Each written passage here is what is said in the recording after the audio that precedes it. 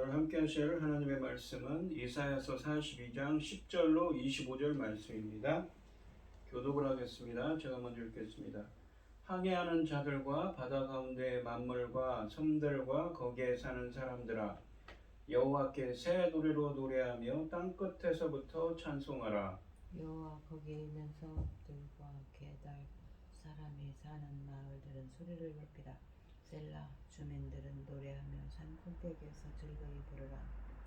여호와께 영광을 돌리며 섬들 중에서 그의 찬송을 전할지어다. 여호와께서 용서같이 나가시며 전사같이 분발하여 외쳐 크게 부르시며 그 대적을 크게 치시리로다.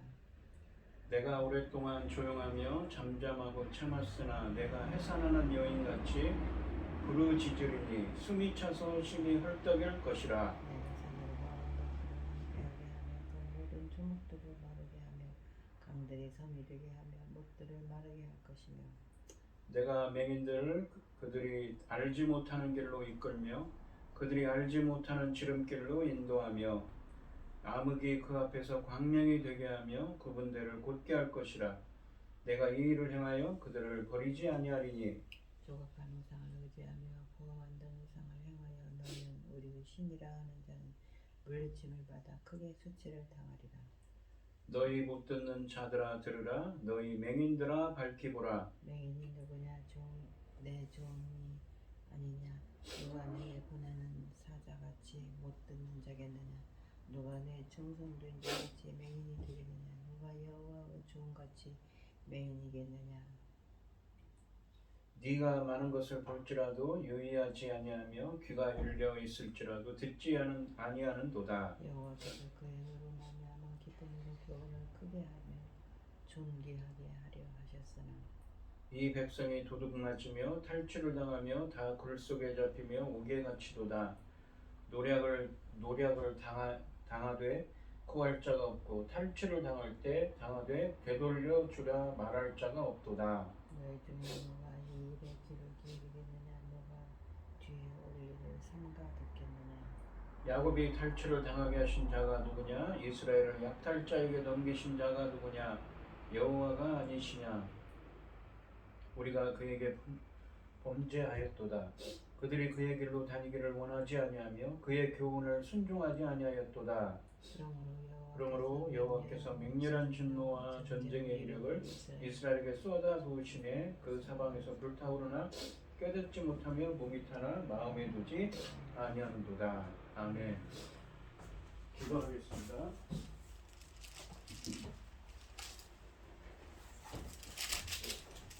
복 있는 사람은 악인의 길을 따르지 아니하며 죄인의 길에 서지 아니하며 오만한 자들의 자리에 앉지 아니하고 오직 여호와의 율법을 즐거워하여 그 율법을 주야로 묵상하는 자로다. 아버지, 천지 만물을 지으신 전능하신 하나님 아버지, 어리석고 보잘것없는 저희를 자녀 삼으시고 아버지 사랑 가운데 살아가게 하시면 감사드립니다. 세상은 온갖 일로 어지럽고 요란스러워도 이 시간 아버지께 예배드릴 수 있도록 인도하시니 감사합니다.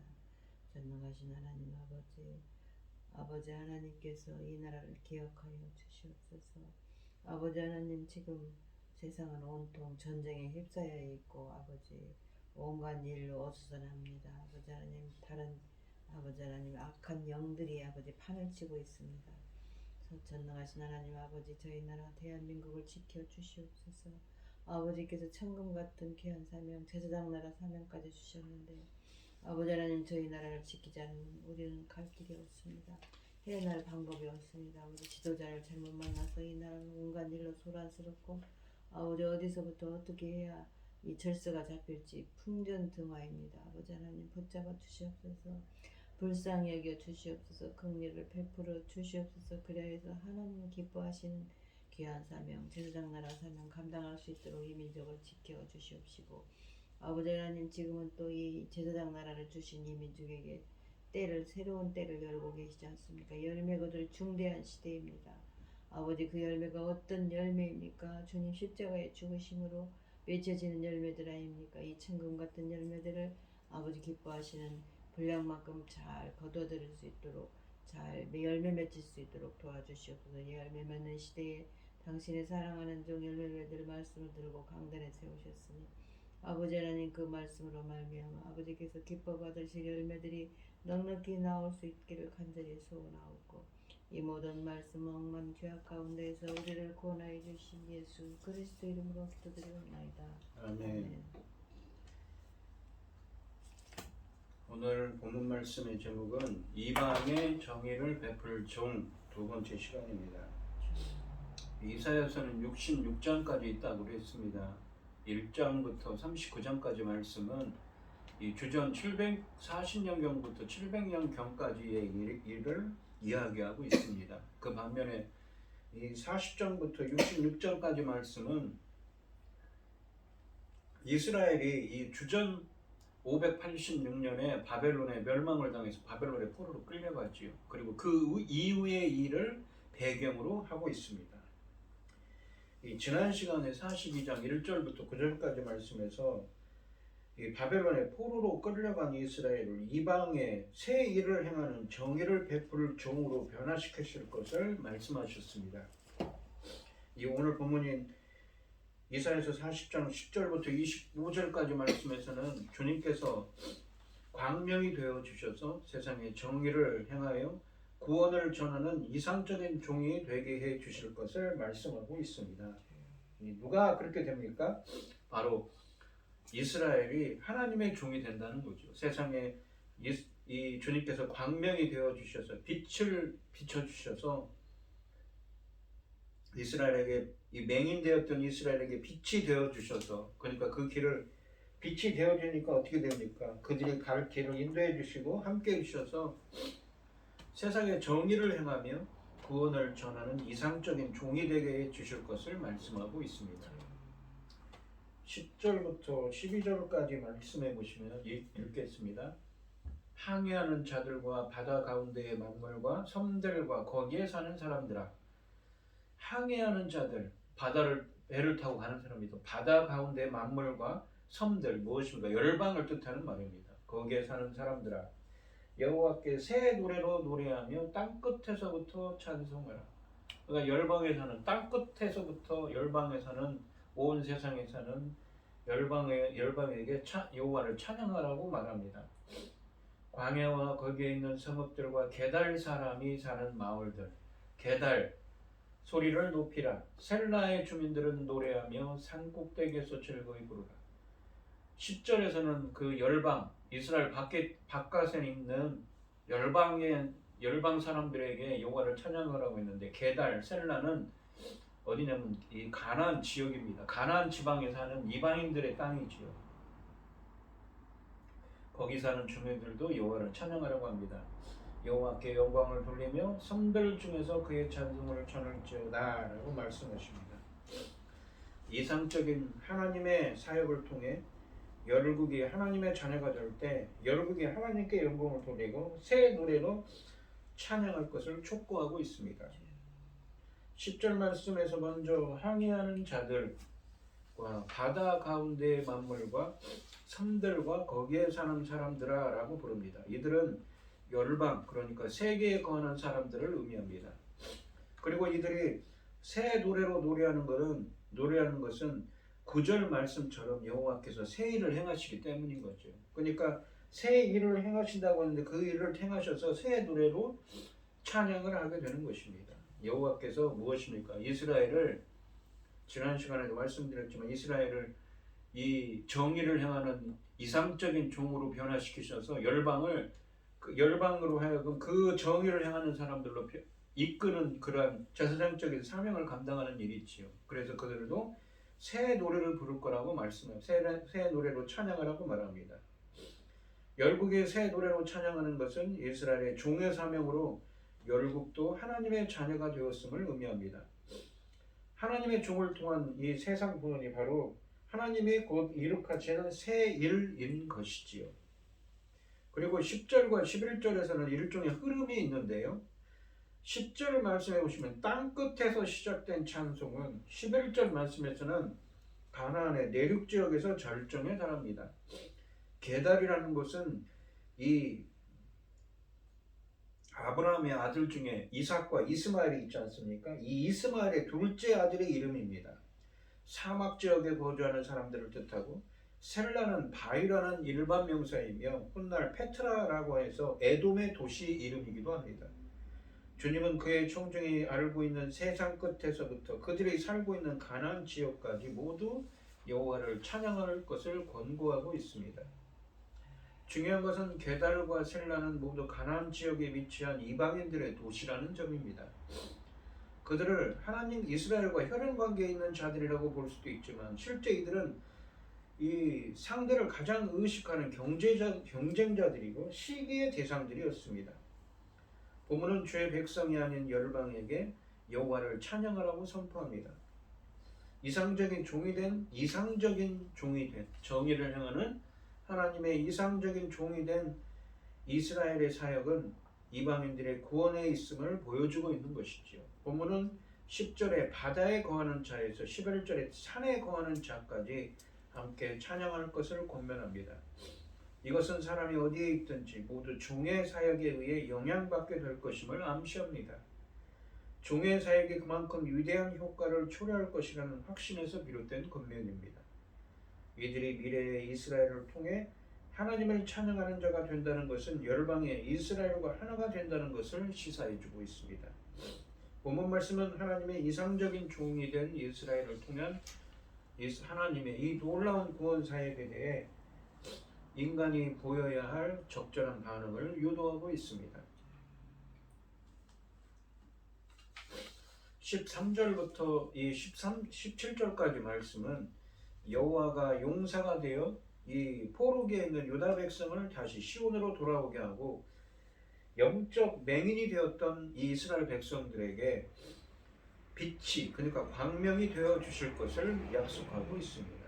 맹인에게 광명이 되어 주신다는 것은 정의를 향하여 그의 빛 가운데서 행하게 된다는 의미를 함축하고 있습니다.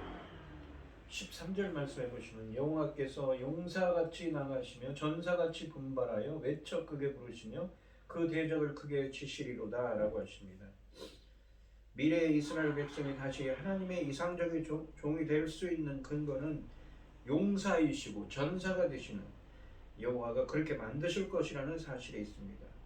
여호와께서 만반의 전투 준비를 갖추고 전속력으로 돌진하는 전사를 오셔서 대적을 치신다고 하십니다. 그렇다면 그의 앞에 설 수 있는 자는 아무도 없을 것입니다.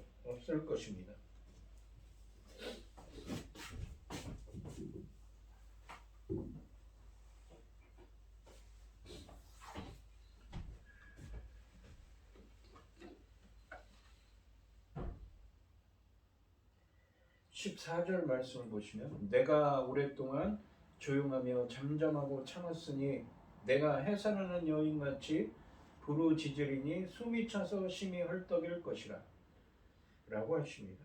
하나님이 오랫동안 조용하며 잠잠하고 참았다라고 하십니다. 여기서 조용하고 잠잠하셨다, 참았다라고 하시는 것은 하나님이 백성의 부르짖음에 그동안 조용히 참고 계셨다는 뜻입니다. 이스라엘 백성들이 지금 어디에 있습니까? 바벨론의 포로로 잡혀 있지요. 하나님께 부르짖었는데 그동안 그 부르짖음을 잠잠히 보고 조용히 듣고 계셨다는 것이지요. 이것은 약 70년 동안 이스라엘 백성이 그들의 죄로 인해 바벨론에 의해 억압당한 이 사건을 두고 하시는 말씀입니다. 하나님께서는 그동안 바벨론의 모든 악행을 묵인하고 참으셨으나 이제 때가 되었으므로 바벨론에게는 그 행함에 대한 복수를 하며 이스라엘에게는 긍휼을 베푸신다는 것입니다. 용사이신 하나님은 이제 바벨론 포로되었던 이스라엘을 돌아오게 하실 뿐만 아니라 해산하는 여인이 되어 이스라엘 백성들을 정의를 행하는 이상적인 하나님의 종으로 변화시킬 것입니다. 여인이 아기를 낳기 위한 수고를 아끼지 않는 것처럼 이제 택한 백성을 위해 온 힘을 다하시겠다는 말씀입니다. 이처럼 어머니로서 하나님의 묘사는 이사야서에서 여러 군데에서 나타나고 있습니다. 원래 이스라엘은 해산하는 여인과 같이 정의로 빛나 하나님의 자녀로 열국 백성을 잉태하게 하는 사명이 있었습니다. 하지만 그런 사명에 실패하여 포로로 잡혀온 상황에서 하나님이 직접 해산하는 여인이 되실 것이라고 말씀하고 계십니다. 여호와께서 더 이상 침묵을 지키시지 않을 것입니다.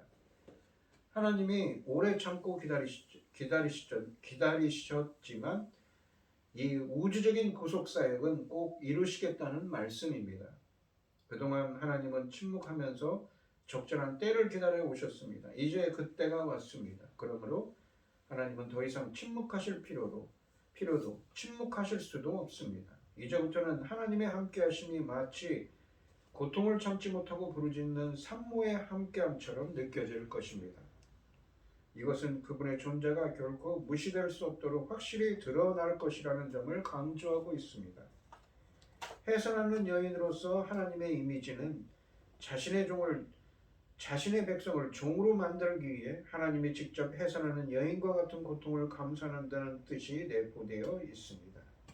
하나님이 이스라엘을 잉태하여 정의를 베푸는 하나님의 종으로 변화시킬 때 이 15절 말씀해 보시면 내가 산들과 언덕들을 황폐하게 하며 그 모든 초목들을 마르게 하며 강들이 섬이 되게 하며 못들을 마르게 할 것이며 라고 하십니다. 이 산들과 언덕들이 황폐하게 되고 초목과 못들은 마르게 될 것이라고 하십니다. 유다 포로 공동체가 하나님의 이상적인 종으로 변화될 때 기존 질서가 무너지고 새로운 창조 질서가 동반될 것을 보여주고 있습니다. 더 나아가 유다의 포로 공동체가 종으로 변화될 때 모든 방해거리들이 제거된다는 의미도 함의하고 있습니다. 그리고 16절 말씀해 보시면 내가 맹인들을 그들이 알지 못하는 길로 이끌며 이 맹인들은 누구입니까? 바로 이스라엘 백성들이죠. 영적 맹인들이지요. 그들이 알지 못하는 지름길로 인도하며 암흑이 그 앞에서 광명이 되게 하며 그러니까 맹인들에게 빛을 주어서 어떻게 됩니까? 볼 수 있도록 하죠. 암흑이 아니라 그들이 광명이 되게 한다는 것은 무엇입니까? 눈먼 맹인들이 다시 눈을 뜨는 겁니다. 보게 하는 거죠. 볼 수 있도록. 구분대를 곱게 할 것이라 내가 이 일을 행하여 그들을 버리지 아니하리니. 마치 이 새로운 출애굽 같이 이스라엘 백성들이 다시 이스라엘 땅으로 돌아올 것을 의미하고 있습니다. 맹인은 이 본문에서 맹인은 바벨론의 포로로 끌려간 유대인들입니다. 하나님은 맹인된 유다 포로 공동체를 광명으로 인도하여 정의로 빛나는 이상적인 종으로 만드실 것이라고 하십니다. 영적 소경이었던 유다 포로 공동체가 눈이 떠져서 여호와의 종으로 새롭게 거듭나게 될 것이라는 의미입니다. 하나님이 이스라엘을 직접 사명을 완수할 이상적인 종으로 변화시키셔서 정의로 빛나게 하실 것이라는 의미입니다. 이런 점에서 이 종말의 백성이 정의로 빛나는 종이 되는 것은 전적으로 하나님의 은혜인 것이지요. 17절 말씀을 보시면 조각한 우상을 의지하며 부어 만든 우상을 향하여 너희는 우리의 신이라 하는 자는 물리침을 받아 크게 수치를 당하리라 라고 하십니다. 우상을 버리지 못한 자들은 어떻습니까? 끝까지 수치를 당할 것이라고 하십니다. 하나님의 백성은 16절에서 어떻습니까? 하나님이 정의를 행하는 이 이상적인 하나님의 종으로 변화시킨다고 하셨는데 이 17절에서는 반대로 우상을 숭배하는 자들은 수치를 당할 것이라고 하십니다. 여기서 갑작스런 우상에 대한 언급은 문맥에 맞지 않아 보이지만 수치를 당하는 우상에 대한 진실은 유다가 여호와의 종이 될 때 더 이상 우상을 의지하지 않고 하나님을 온전히 의지한다는 것을 보여주는 것입니다. 또한 유다가 종이 되는 것을 방해하는 열국의 세력과 그들이 믿는 우상들이 결국 날개 없이 추락하게 될 것이라는 의미도 내포하고 있습니다. 포로 기간 중 사람들의 눈에 그 땅의 우상이 커 보였을 것입니다. 하지만 우상을 숭배하던 자들에게는 구원이 없습니다. 지금도 예외는 아닙니다. 정의를 세우기 위한 주인의 뜻도 모른 채 포로로 잡혀있는 종 이스라엘을 구원하겠다고 예고하셨습니다. 하나님은 온 세계를 구원하기 위해 자기 백성부터 회복시키십니다. 땅끝까지 구원하기를 원하시는 하나님은 길을 잃고 기진한 교회를 먼저 일으키시고 깨우치실 것입니다. 18절부터 20절까지 보시면 너희 못 듣는 자들아 들으라. 너희 맹인들아 밝히 보라. 그러니까 듣지 못하는 자들이 있고 맹인들이 있지요. 맹인이 누구냐? 내 종이 누구냐? 누가 내가 보내는 내 사자같이. 사자는 뭐냐면 여기서 사자는 동물 사자가 아니라 메신저입니다. 이 하나님의 보내는 천사들이죠. 나의 천사같이 못 듣는 자에겠느냐? 누가 내게 충성된 자같이 맹인이겠느냐? 누가 여호와의 종같이 맹인이겠느냐? 네가 많은 것을 볼지라도 유의하지 아니하며 귀가 열려 있을지라도 듣지 아니하는도다. 누구입니까? 이스라엘 백성들에게 하는 말씀이죠. 이스라엘 백성들이 지금 어떤 상태냐면 맹인된 원래 하나님의 종이었는데 맹인이라는 것입니다. 하지만 앞에서 그랬죠. 그들에게 광명을 준다고 그랬습니다. 지금은 너희들 상태가 이 18절부터 이 20절까지 말씀 이상적인 종으로서 정의를 행해야 할 이스라엘이 정의에서 멀어진 이유는 맹인이 되고 귀머리가 되었기 때문이라고 하십니다. 지금 상태는 그렇다고 하는 것이죠. 하지만 19절에서는 그들에게 빛이 되어 주신다고 했죠. 맹인들에게. 그래서 길을 이끌어 주십니다. 인생의 길을.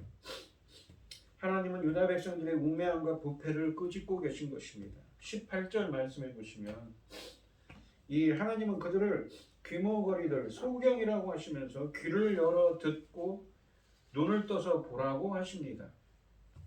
하나님의 심판을 받아 포로가 되었지만 전혀 깨닫지 못하는 것이 안타깝다는 의미입니다. 19절 말씀해 보시면 하나님은 이스라엘을 내 종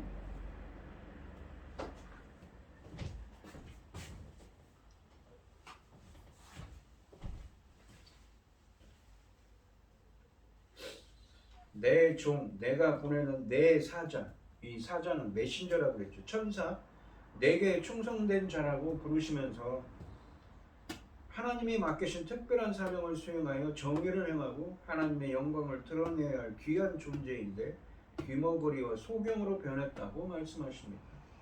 즉 이사야 42장 말씀에서 지금은 맹인이고 귀머거리지만 하나님이 정의를 행하는 이상적인 종으로 변화시키실 여호와의 종은 바벨론 포로로 끌려간 이스라엘 백성들을 의미하는 것이지요. 지난 시간에도 말씀드렸지만 이 어떤 학자는 이 42장에 나오는 이 여호와의 종을 이 예수 그리스도로 해석하는 분도 있습니다. 하지만 이 문맥적으로 보면 이 19절에 있지만 누구입니까? 바로 이스라엘 백성들을 그렇게 이야기하고 있습니다. 지난 시간에도 말씀드렸지만 하나님의 종, 여호와의 종은 누구입니까? 하나님의 유임을 받아서 하나님의 일을 하기 위해서 선택된 자들이죠. 신약 성경에 나오는 사도들이 그렇고 그 구약에는 아브라함, 다윗 같은 사람들이 있지요. 여호수아 같은 사람들을 이 여호와의 종이라고 했습니다. 20절 말씀해 보시면 상반절에 네가 많은 것을 볼지라도 유의하지 아니하며 유지하지 아니하며라고 하시는데 여기서 유의하다라고 하는 말씀에 해당하는 히브리어 단어는 샤마르라고 합니다. 이 말은 지키다라는 뜻입니다. 여기서 본 것을 마음에 간직하지 않고 금방 잊어버렸기 때문에 맹인이 되었음을 교훈하고 있습니다. 마찬가지로 하반절에서는 귀가 열려 있을지라도 듣지 아니하는도다라고 하십니다. 들은 것을 마음에 간직하지 않고 순종하지 않았기 때문에 귀머거리가 되었음을 교훈하고 있습니다. 이 듣다라는 말이 쉐마라고 해서 듣다라는 의미도 있지만 순종하다는 의미도 있습니다. 두 가지 의미가 다 같이 있지요.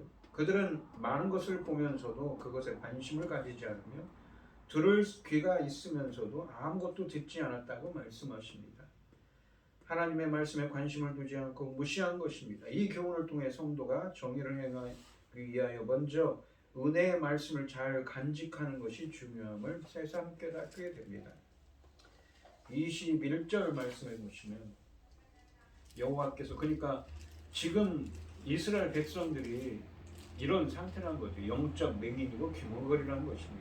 그렇지만 19절에 있는 것처럼 제가 설명했던 것처럼 17절에 있는 것처럼 맹인들에게 무엇인가 광명의 빛이 되어 주신다고 했죠. 그러니까 그러고서 보게 되는 것입니다. 21절 말씀해 보시면 여호와께서 그의 의로 말미암아 기쁨으로 교훈을 크게 하며 존귀하게 하려 하셨으나 그러니까 지금 상태가 어떤 상태인지를 얘기를 하는데 하셨으나라는 말은 하나님께서 이러한 의도로 갖고 계셨어요. 그런데 라는 말이죠. 여호와께서는 자신의 의를 위하여 교훈을 크게 하며 존귀하게 하려고 했다고 말씀하십니다. 여기 보시면 말미암아로 번역된 이 히브리어는 레마안이라는 이 이 접속사 두 개가 전치사 두 개가 합성된 것인데 이 말은 때문에 혹은 위하여의 의미입니다. 또한 교훈으로 번역된 히브리어는 토라, 그러니까 율법, 넓게는 하나님의 말씀, 하나님의 가르침을 뜻합니다. 모세의 율법에서 하나님은 이스라엘에게 자신의 의를 위하여 가르침을 주시고 그런 가르침에 이 순종하며 산다면 복을 받을 것이라고 하셨습니다. 의라는 것은 무엇입니까? 공정하신 하나님의 속성이죠. 의를 위하여 라는 것은 의로움 때문에 라는 의미도 있습니다. 자신의 그 의로운 하나님으로서의 공정하신 하나님으로서의 자신의 속성을 나타나기 위해서 기쁨으로 토라 말씀을 주시고 가르침을 주시어 크게 하며 영화롭게 했다는 말입니다. 이런 복을 통해 하나님은 그 자신의 가르침을 크고 영화롭게 하기를 원했다고 말씀하십니다. 하나님은 그들에게 교훈 곧 율법을 주시고 그것을 통해 세상을 빛내고자 했습니다. 그러나 22절 말씀해 보시면 이 백성이 도둑 맞으며 탈취를 당하며 다 굴속에 잡히며 옥에 갇히도다. 즉 포로가 되었습니다. 하나님께서는 그들에게 말씀을 주셨는데 하나님의 의로움을 위해서 하나님의 그 무엇입니까? 하나님의 그 공정하신 하나님을 자신의 의로움을 나타내기 위해서 율법을 주시고 영화롭게 하려고 했는데 이스라엘 백성들이 불순종함으로 어떻게 됐습니까? 포로로 잡혔죠. 노략을 당하되 구할 자가 없고 탈취를 당하되 되돌려 주라 말할 자가 없도다라고 하십니다.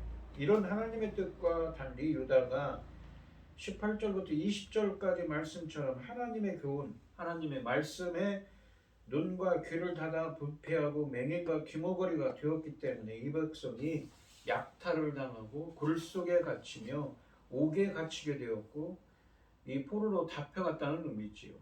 노략을 당하되 구할 자가 없고 탈취를 당하되 되돌려 주라고 말할 자도 없다고 고발하고 계십니다. 21절과 22절 말씀에서는 백성들이 하나님의 말씀을 듣지 않아서 심판을 받게 되는 상황을 말씀하고 계십니다. 하나님이 종의 책임을 물어 유다 백성을 바벨론 포로로 잡혀가게 하셨다는 말씀입니다. 23절 말씀해 보시면 너희 중에 누가 이 일에 귀를 기울였느냐 누가 뒤에 올 일을 삼가 듣겠느냐 라고 하십니다. 18절부터 22절까지 말씀에서 설명하신 이스라엘이 하나님의 말씀을 지키지 않아서 순종하지 않아서 바벨론의 포로로 끌려왔다는 하나님의 말씀에 누가 귀를 기울이고 하나님의 예언의 말씀을 누가 듣고 있냐고 묻고 계십니다. 이 말씀은 너희 곧 이스라엘 백성 중에 너희들이 완악하여서 하나님의 말씀을 들으려고도 하지 않고 그 말씀을 듣고 회개하려고도 하지 않는다는 의미입니다. 24절과 25절 말씀을 보시면 야곱이 탈취를 당하게 하신 자가 누구냐? 이스라엘을 약탈자들에게 넘기신 자가 누구냐? 여호와가 아니시냐? 그러니까 지금 상태가 이사야서 40장부터는 66장까지는 무엇을 전제로 하냐면 이스라엘 백성들이 바벨론의 포로로 끌려간 상황을 전제로 하는 말씀이라고 그랬죠. 그래서 이런 말씀을 하십니다. 우리가 그에게 범죄하였도다. 그들이 그의 길로 다니기를 원하지 아니하며 그의 교훈을 순종하지 아니하였도다. 그러므로 여호와께서 맹렬한 진노와 전쟁의 위력을 이스라엘에게 쏟아 부으심에 그 사방에서 불타오르나 깨닫지 못하며 몸이 타나 마음에 두지 아니하는도다라고 하십니다. 하나님은 유다 백성들의 강팍함을 탄식하고 계십니다. 유다 백성들은 하나님의 맹렬한 진노 곧 바벨론으로 끌려가 극심한 환난을 당하면서도 자신의 죄를 깨닫지 못하고 있다고 탄식하고 계십니다. 하나님의 교훈을 망각하고 하나님이 맡기신 본분을 저버린 유다를 맹렬히 징벌하시고 계십니다. 유다의 멸망은 하나님의 실파가 아니었다는 뜻입니다. 그렇다면 유다의 회복도 하나님의 망상은 아닙니다. 자기 백성을 벌하신 하나님은 그들을 다시 회복시키실 수도 있습니다. 하나님은 넘어진 자기 백성을 회복시켜 이방의 빛으로 다시 세우실 수도 있는 분입니다.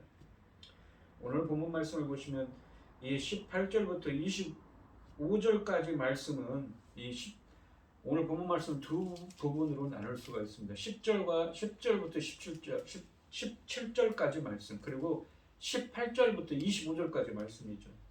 18절부터 25절까지 말씀은 유다가 포로로 끌려오게 된 원인이 맹인이 되고 규모거리가 되어 하나님의 뜻에서 벗어났기 때문에 하나님의 그 말씀의 길에서 이탈한 죄 때문임을 부각시키고 있습니다. 정의를 행하여 빛의 사명을 감당하지 못하고 오히려 맹인과 귀머거리 같이 어둠에 거했기 때문에 포로 생활이라는 흑암의 터널 속에 갇히게 되었다는 말씀입니다. 그리하여 흑암과 같은 포로 생활은 빛에 거하지 않은 그들의 결과로서 자업자득임을 일깨워주고 계십니다. 반면에 이 10절부터 17절까지 말씀에서는 바벨론 포로로 끌려간 맹인이었던 이스라엘에게 빛이 광명이 되어 주셔서 정의를 행하는 이상적인 하나님의 종으로 변화시켜 주시고 열방과 하나가 되어 하나님께 영광 돌리며 찬양하게 될 것을 말씀하셨습니다. 새 노래로 열방이 함께 찬양한다고 그랬지요. 그렇다면 이 하나님의 구원은 아무에게나 주어지는 것이 아니라 하나님의 구원의 섭리, 곧 하나님의 사랑을 깨달아 회개하고 하나님께 돌아오는 자에게 주어지는 것임을 우리는 깨달을 수가 있습니다. 오늘 이 시간 우리 성도님들도 주님께서 광명이 되어 주셔서 세상의 정의를 행하며 구원을 정하는 하나님의 신실한 종이 되시기를 주님의 이름으로 축원드리겠습니다. 기도하겠습니다. 하나님 아버지 감사합니다.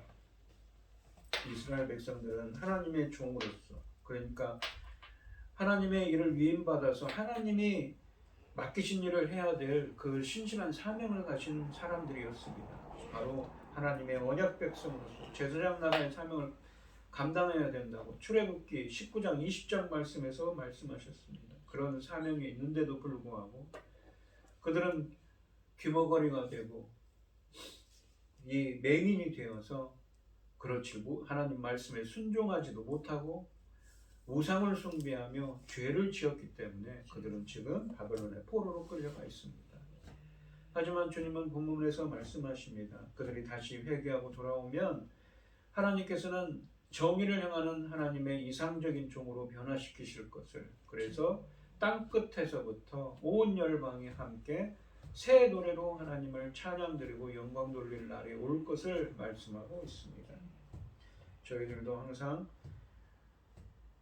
저희들 마음을 주장하시고 함께하여 주셔서 저희들이 하나님의 이상적인 종이 될 수 있도록 주님께서 인도하시고 회개의 영을 부어주셔서 저희들도 정의를 행하는 하나님의 이상적인 종이 될 수 있도록 인도하시고 함께하여 주시옵소서. 이 모든 말씀 거룩하신 예수님의 이름으로 기도드리옵나이다. 아멘.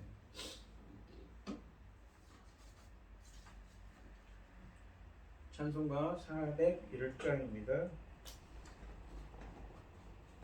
401장을 하시고 축도하심으로 오늘 예배를 마치도록 하겠습니다. 주의 곁에 있을 때 마음이 든든하오니 주여 내가 살동안 인도하여 주소서. 주여 주여 나를 인도하소서. 바른 세상 살 동안 주여 인도하소서. 피난처인 예수여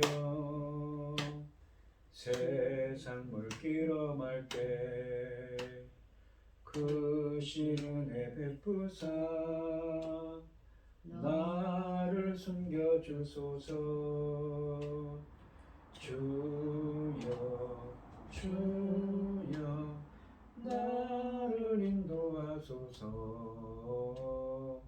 바른 세상 살 동안 주여 인도하소서. 세상 풍파 지난 후 영화로운 나라와 눈물 없는 곳으로 들어가게 하소서. 주여 주여 나를 인도하소서.